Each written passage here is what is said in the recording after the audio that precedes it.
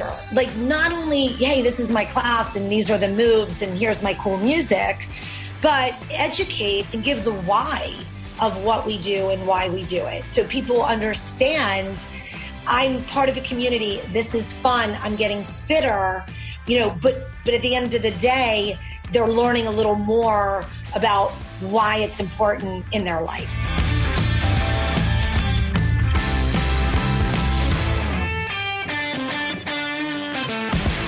Happy 2019 and welcome to the industry's leading business podcast for fitness owners and managers.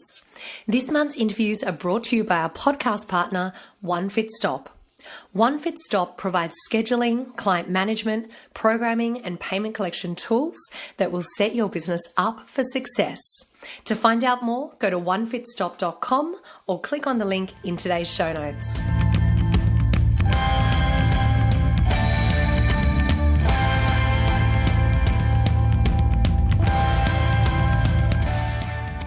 Hi everyone, and welcome to our first show for the new year. I hope you had a wonderful break over the last couple of weeks, and I hope you had a chance to relax and to spend time with your family and friends. As for me, I did take a short break away from work, but a little bit of behind the scenes of my life at the moment is that right now I'm actually training for a team competition.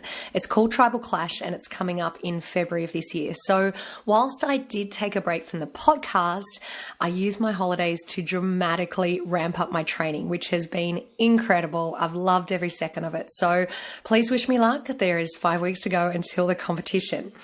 Also, during my holidays, I got stuck into a few books. I reread The E-Myth, which I'm sure many of you have read. It's a fantastic book for business owners, for entrepreneurs, and for aspiring business owners out there.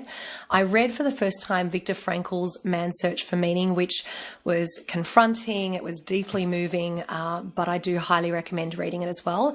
And I'm now starting on Brené Brown's book called Dare to Lead, which so far is fantastic, and it was recommended to me by many people throughout 2018. So that's what I've been up to, and I would love to hear about any great books that you guys read over the break. You can let me know on our Facebook page. All you need to do is go to Facebook and then type in Fitness Business Podcast, and you're actually going to see a post there where we have just released our third edition of Books That Shaped Our Leaders ebook. Now, if you're not familiar with that ebook, it's a compilation of every book that our 2018 guests recommended. We've done this in 2016, 2017, and now 2018, and it's all laid out for you in one free ebook. It is phenomenal. You can download the link directly from that post on Facebook, or just go over to fitnessbusinesspodcast.com and hit the ebook image, which is on the right-hand side of the page, and you just download it straight from there. The 2019 version is called Books That Shaped Our Leaders 2019, and while you're there, there's a heap of other ebooks you can also download at the same time. So I hope you enjoy those. Now, given this is our first episode for the new year, I wanted to take a second to share with you a few highlights from our 2018 shows. This was not an easy task for me, but I managed to narrow them down to my top 5 must-listen episodes.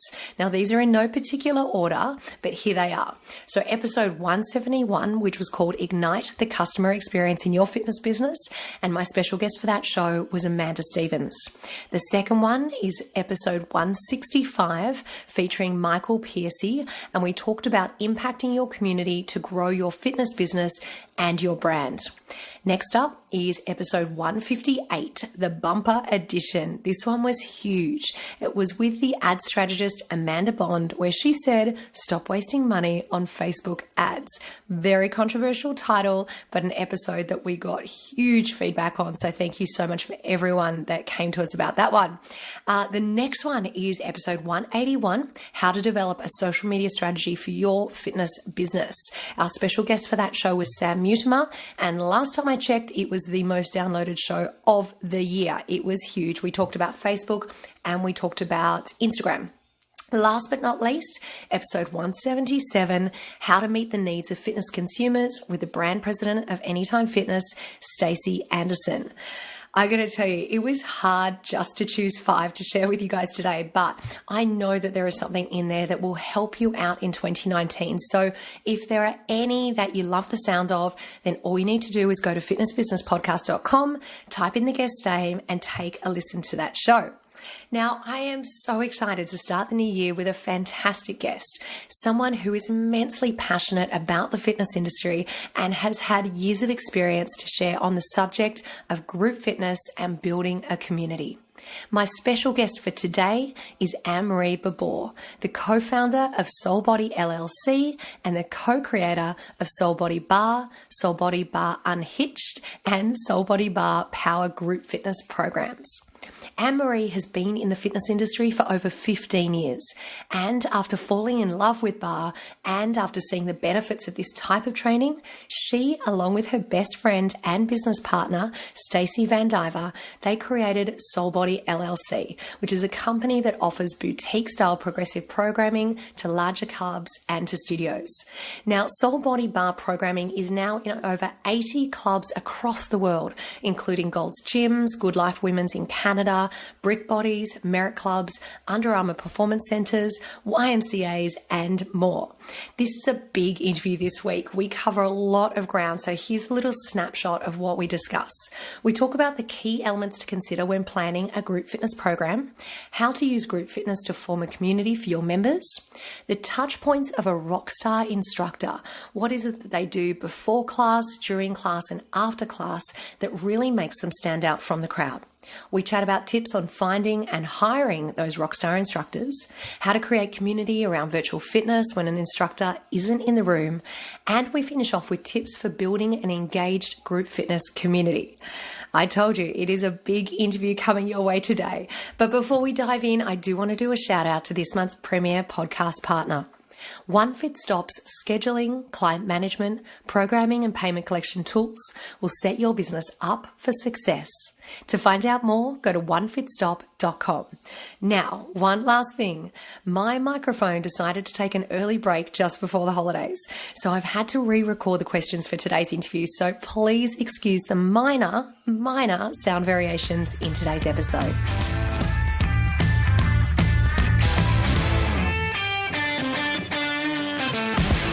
Enjoy this week's interview with our special guest, Marie Barbour. Marie, welcome. I am so thrilled to have you on the show. Thank you so much, Chantel. So happy to be here. You and I have a shared passion, and that is group fitness. So it's pretty perfect that our topic for today focuses on group fitness as a retention strategy. Can you start by sharing some of the key elements that owners should consider when they're planning their group fitness schedule? Sure. Well, I think group fitness is definitely having a moment. It's just been on the forefront of everything. And, we're now working out, in these motivational packs. So I think, what they consider for this program is, bringing in really fresh content.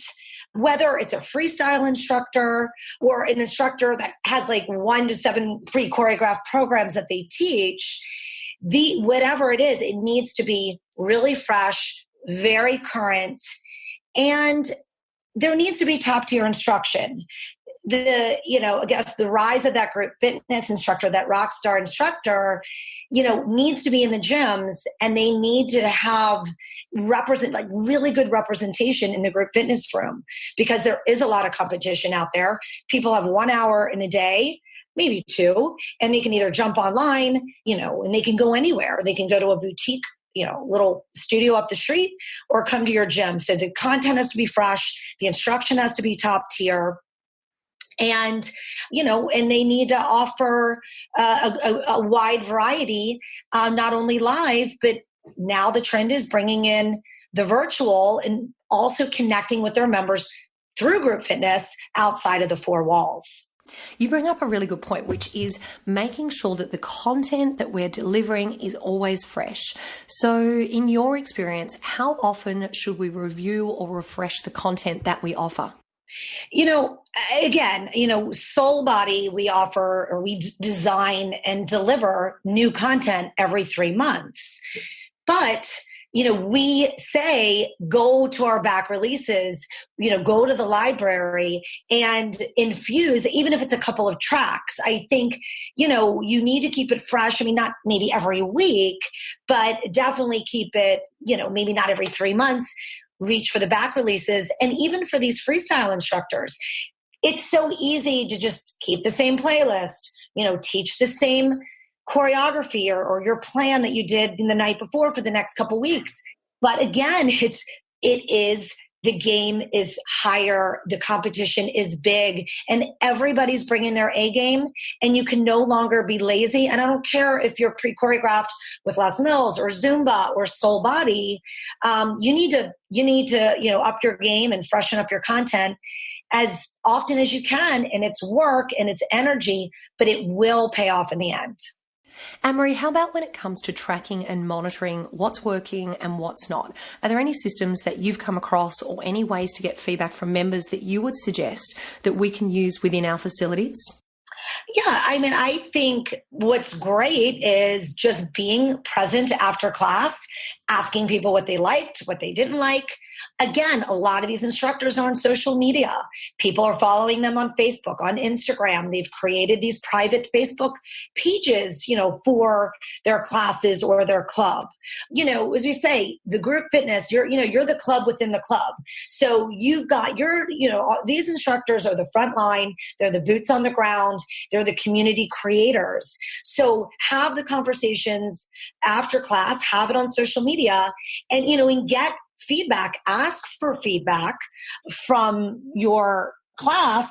But I also like the idea, and I know we have quite a few, Facebook, we at SoulBody have quite a few Facebook community groups, like the fitness, instructors. Reach out to some other instructors and say, hey, been doing this, anything fresh, anything new, get feedback from other people, go to conferences, sit down, watch a master trainer train or talk about cueing. So I think as group fitness, you get feedback from your class, you get feedback from other instructors, you go to conferences and upskill, and then take that back and, create, add your own magic and see the creativity and the positive feedback at the very, back in the classroom. How about when it comes to forming a community? I mean, how can we use group fitness to form a community both within but also outside the four walls of our facility? Yeah, well, you just hit the key word or, the phrase that everybody's using now, beyond the four walls. Gyms are getting into the game. I mean, they're now offering, Gold's Gym's offering an app, Crunch, on demand.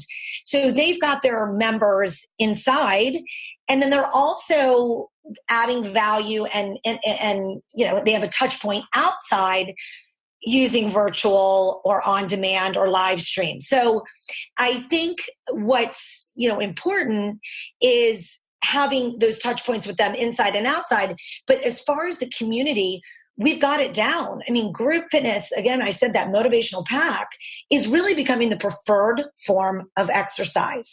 In studies, I'm going to throw out some numbers. I mean, 95% of those that started a weight loss program or workout program with friends finished it, where I think like 76%, did not when they went it alone. The friend group, you were 42% more likely to maintain the program, 65% more likely to show up. So, someone saving you a mat, you're held accountable. So I think that community, I mean, and I'm telling you, I think CrossFit, really, really kind of made everybody, we took a page from their playbook, because it was like, they created a gym, but they created a community within the box. That is such a great example. As a matter of fact, I was teaching a cycle class recently, and when I walked into the room, and this happens all the time, there's all the bikes set up, and then I've got one particular member that goes around and puts a towel on like 4 or 5 different bikes for their friends. So they all sit in a group. So basically they all do the cycle class together, and then they all go and have coffee together. To me, that is a great example of the power of community. That is community. And right there, you said it, like, you're held accountable, and no shows get noticed, so So you want to push that alarm and you're like, oh man, I'm going to get it for this. And people are expecting me. And another thing, and I think it's called, I have to think of the name of it, the Kohler effect, which I love. And I kind of read a little bit about it, is when you start working out, even with people that are fitter than you up your game. And I think there was a study that, that when you're working with somebody that is fitter than you, I think someone held a plank like 42% longer, because they were motivated. So there's a lot of great, what's beautiful about the fitness community is you're right. You're live, you're taking classes, you're going for tea, you're commiserating in the class, you're talking about your workout after class, but it's revolved around fitness. So it is such a great group to be around because of longevity and body, awareness and alignment and health and staying out of the hospitals and not having your green juice next to your bed, not 4 bottles of pills. So, it's this community that is important and vital for the longevity of and the health of our lives and the functionality of, as parents and grandparents, just to be fit and be there, for our kids and grandkids.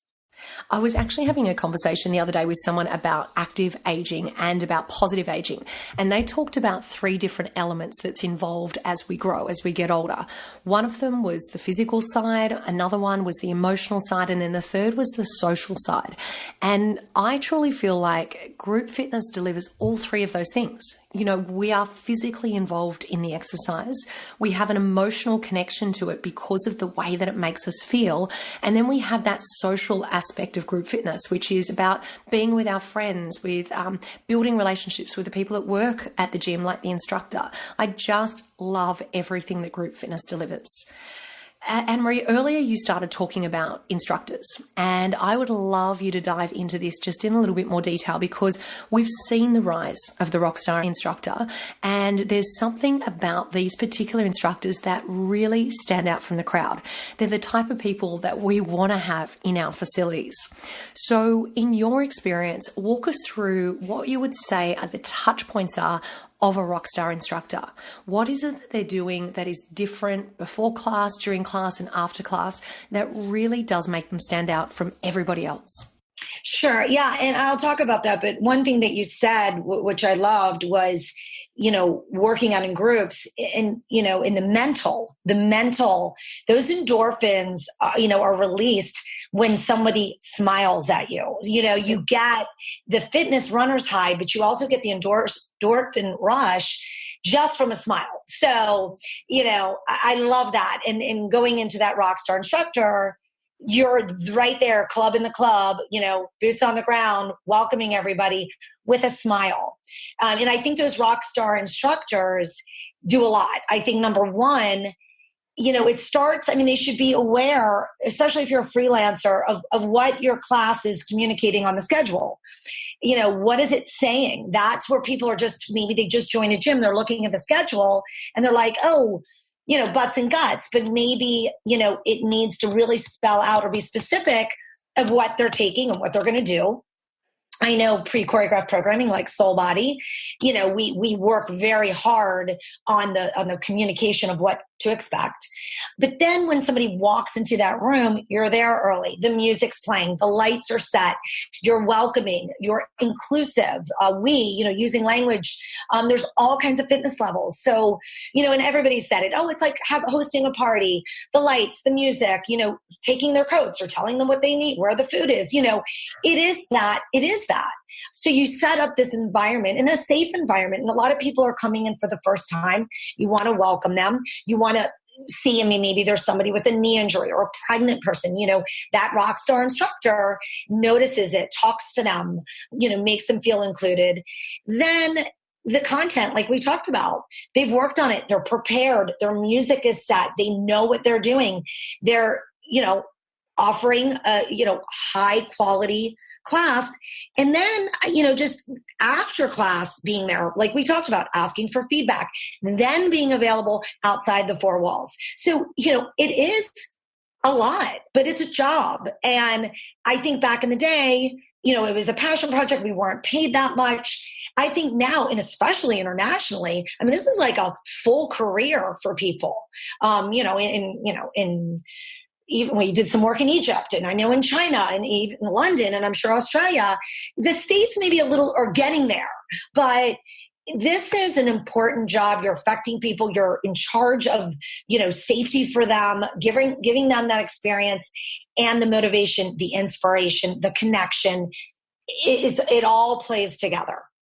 I love how you described an instructor as like the host of the party. How perfect is that? Because it's so true. You really do need to be like the most outstanding and memorable party host ever. The question that I would put out to everyone is this: are your group fitness instructors actually doing 100% of those things 100% of the time?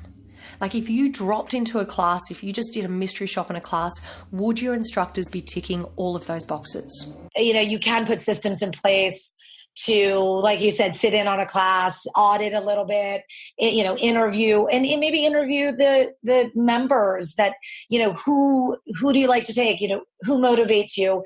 But then again, you see it in the numbers in the class as well. So you just said the word interview. Let's talk about that for a second, because if you're an owner or if you're a manager looking to hire one of these rockstar instructors, how do we actually find those people? How do we go about hiring them? What are the qualities that we should look for? And are there any, or do you have any interview advice that you could share with us around that?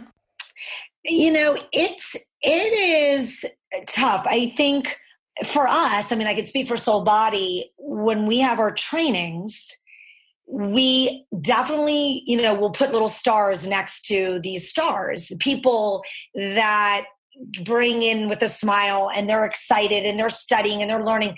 We can pull out those people, but we've got the beauty of seeing them in the trainings. Our master trainers and my business partner, Stacey, and I can find these people.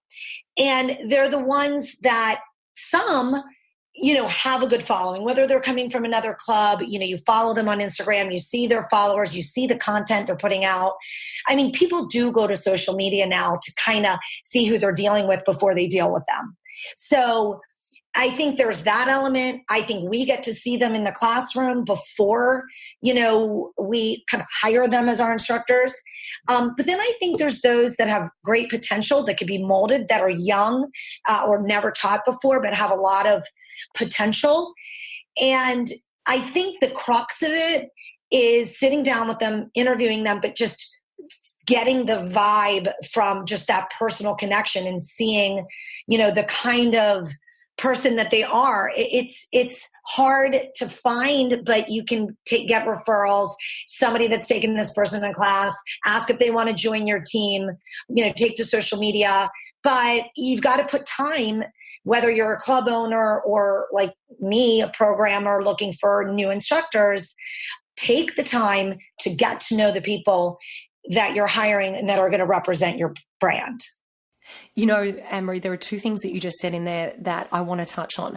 One is that you're speaking from a fitness provider point of view. So someone that actually trains the trainers. And so if I'm a gym owner and I'm looking for instructors, what would I do? I'm going to come to you. I'm going to come to the trainers who are training the instructors, because you will have spotted the rock stars a mile away. It's so important. Go to the source, go to the trainers, or even go to an industry association. Right? Yeah, and they can even go to AFA, NASM, ACE. They can go to these companies that just give general group fitness certifications, not necessarily in a program like Les Mills or Zumba or SoulBody, but just a general group exercise. They've got a database. Because I know I worked with Brick Bodies and Lynn Brick, and I remember back in the day when I taught for Brick Bodies for Lynn, you had to have ACE or AFA or NASM. You had to come with a group fitness certification, general. Then from there, if you were in Les Mills or Zumba or another program, that only kind of helped because you got more training. So I think you're absolutely right. Reach out to the providers that way to find the instructors. The other thing that you said, which is more looking at it from an instructor perspective, is no matter what we are doing these days, whether we're hiring someone or we're dating someone, we're meeting someone new, what is the first thing that we do? We go online. We go online and we look at their social profiles. So if you're an instructor looking for work, that is a great reason that your social media profile should reflect the actual type of person that you are, your professionalism. If you're out there putting yourself forward for group fitness jobs, then you need to keep in mind that chances are there is a pretty good chance that your potential employer is going to have a look at your social media pages. So I think that's a really important one to keep in mind as well. Yes, that is huge. And we at SoulBody, even with our instructors, we do get on their Facebook pages. And, if we see things that don't fall in line with our brand and our offerings and our, inspiring through movement,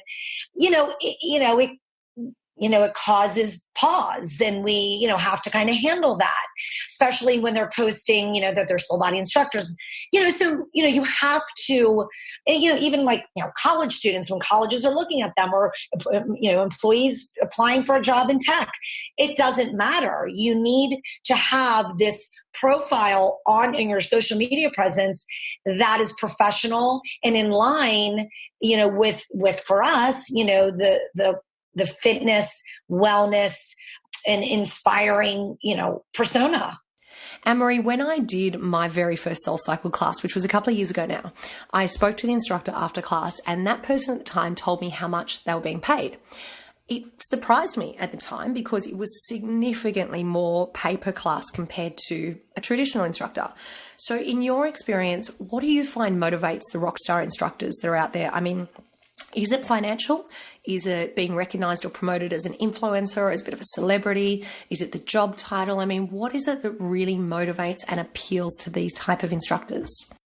Yeah, I think you're right. Like back in the 80s and the 90s, I think it was truly a passion project. We didn't get paid a lot. We went over and beyond. I remember being on a demo team when I was with Les Mills way back and just doing it for free, for my club. So I think those days are over. Let's be honest. And then there was the rise of like the celebrity personal trainers, making like $500 an hour.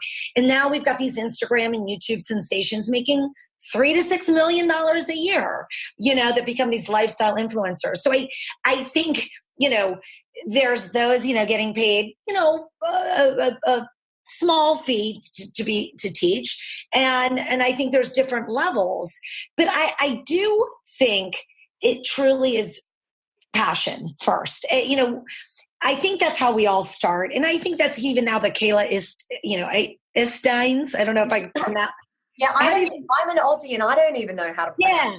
But the Kayla, the Cassie Hose, all of those, Natalie Jill, all of these, celebrities, I think it started with passion. I think some people maybe told a better story. I know like one of these, whatever Instagram sensations, Natalie Jill, she lost pregnancy weight. She was going through a divorce. I think she touched a lot of people with her story, and they were vested and invested. So I think there are some people out there that are like, oh, I want to be that star. I want to make $6 million. I'm going to just throw it out there. They're not going to be successful. It's got to come from the heart. It's got to come from compassion and passion and caring, because really that's what this industry is all about. At the end of the day, I walk into the studio, you walk into the studio to help people, to help them move better, to see results, to feel good about themselves, be proud of themselves. And at the end of the day, we're humble that they chose us, for that hour. So, but I do think clubs do have to pay those rock star instructors that do go over and beyond, that are out there, out on the studio floor, pulling people into their class. Again, it's the club within the club. It's the boots on the ground. It's the Julie McCoy. I don't know. I'm dating myself on the ship, but you know what I'm saying? Like bringing people in, so they should be compensated for that.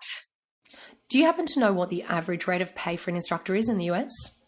Yes, I actually do. I think, in the US, I think as low as maybe $18 now, as high just I don't, maybe 60 for a flat rate. Yeah. But now I think there's different systems in place where if you have like over four people, you get X amount per head. Yeah. So really you could make up to $98, $100. Yeah. Same thing. It's like it's a reward system based on volume. Yeah, but and I even, because we're working internationally now, and we're talking to some people in Brazil, and I think some of these instructors are making as low as like 10 US dollars an hour. So I think there's a big discrepancy. They're great examples that you just shared. Quite often they are independents and they've got their own programs. But I want to circle back for a second to the instructors that work within clubs. What's your opinion when it comes to instructors that are out there speaking directly to our members on social media? So whether they be in a Facebook group or an Instagram account, do you think that's a good thing?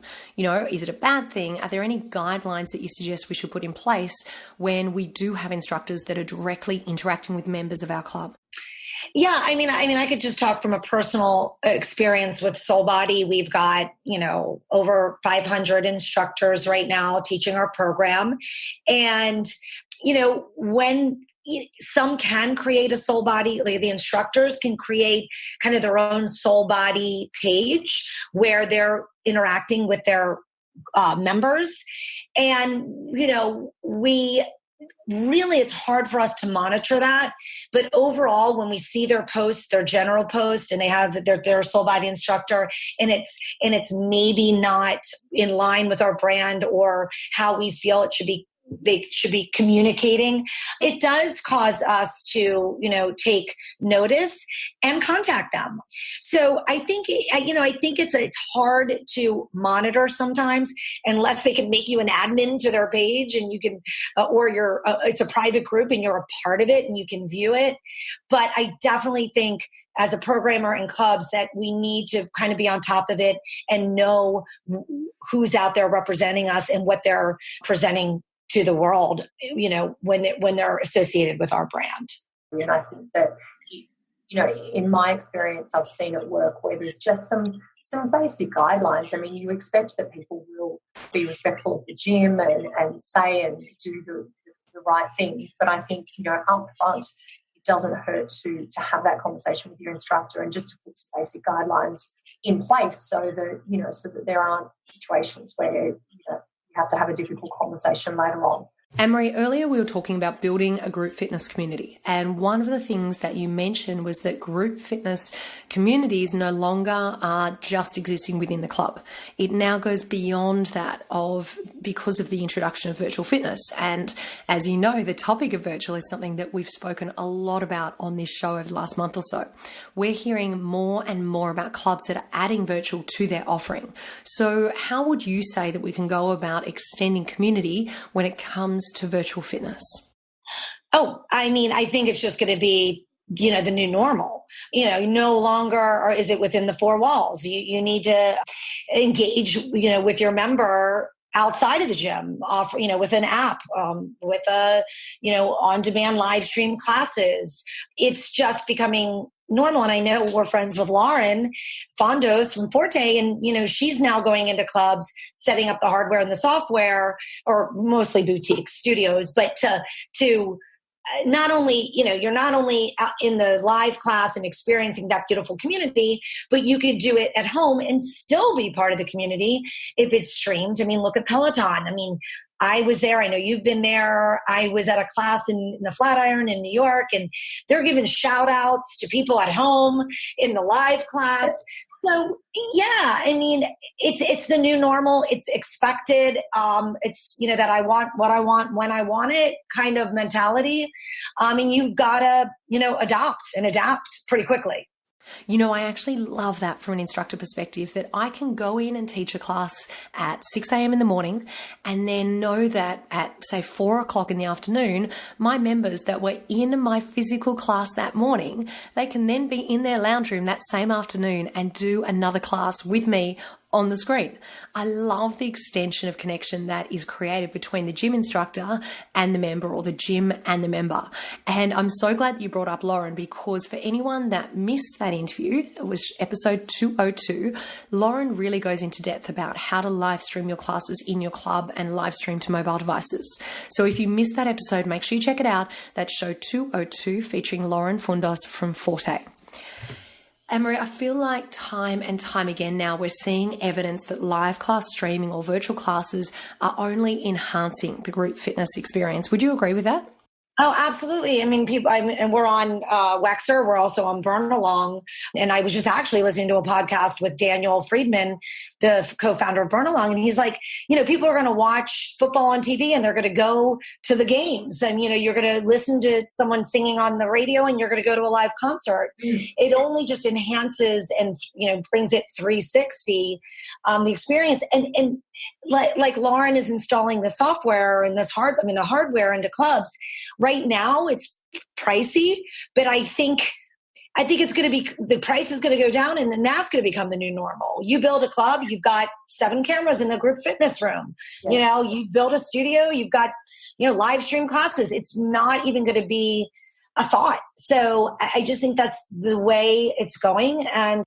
And it's just the future is here, now. I just think it's just going to become more readily accessible and more affordable. So, Anne-Marie, let's wrap all of this up into our final Fitbispiration. Can you share with us 3 tips for building an engaged group fitness community? I certainly can. I love that inspiration. I think, be the movement, inspire not only, with your classes, and if we're talking about group fitness instructors and creating a group fitness community, be the movement, inspire, show them that it's your lifestyle is part of your offerings. Again, stay connected outside the 4 walls, bring them back, keep them connected, check in on them, hold them accountable. And I think 3, be a thought leader. Like, not only, hey, this is my class and these are the moves and here's my cool music, but educate and give the why of what we do and why we do it. So people understand, I'm part of a community. This is fun. I'm getting fitter, but at the end of the day, they're learning a little more about why it's important in their life. That is a great one to finish up on. Anne-Marie, I have had so much fun talking to you today. I truly feel like we need to keep coming back and appreciating group fitness for the amazing community builder that it is. And we need to continue to appreciate our instructors for what they do and support them in every way that we possibly can. So thank you so much for joining us today. Thank you so much, Chantal. I always love talking to you and seeing you out. So thank you. MyZone is a wearable technology platform that leverages personal goal setting, gamification, and social platforms to motivate your members. To find out more, go to myzone.org. Precore Quickfire 5. This week's Precore Quickfire 5 guest is with the founder of results-based training gyms, Travis Jones. Hey, Travis, welcome and thank you so much for joining us on the show today. I'm so happy to be here. Thank you for having me. Okay, let's get things started with the Precore Quickfire 5. Tell everyone, why do you do what you do? Well, basically, I love helping people achieve their potential in life, whether that be in business or fitness, and essentially seeing the light bulb moments go off in people's eyes when they achieve something new is really why I do it. And what's one ritual that helps you become better at what you do? Every single morning, I ask myself, what can I learn today and who can I share it with? So I learn one new thing every single day and I share it with society. I love that. And what's an app or a system that you use to stay in control of your workload? I'm super old school. I use self-journal and sort of like pen to paper. And then I have a virtual assistant that basically schedules everything in for me. It's a great way to do things. And are there any books, podcasts or blogs that you would recommend and why? Yeah, A Man's Search for Meaning by Viktor Frankl. And I think that one of the best reasons I recommend that book is it helps you understand that anything can happen to you, but you get to choose how you respond to the situation. Great recommendation, a very popular one here on the show. And give everyone just a quick overview about the topic that we're going to be focusing on during your main interview.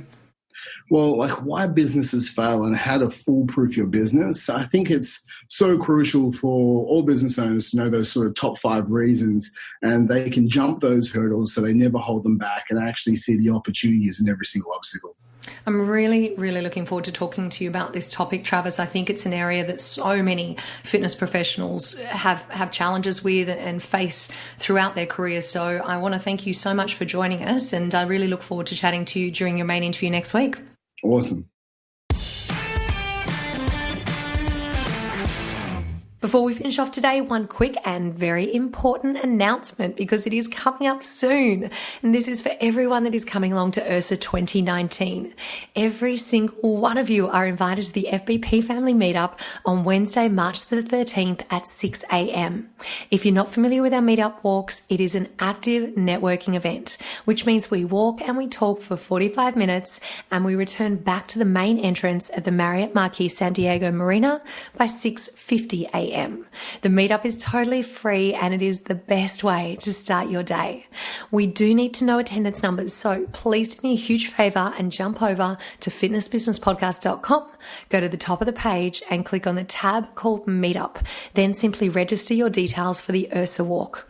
If you need any more information, please email me directly at chantal@fitnessbusinesspodcast.com.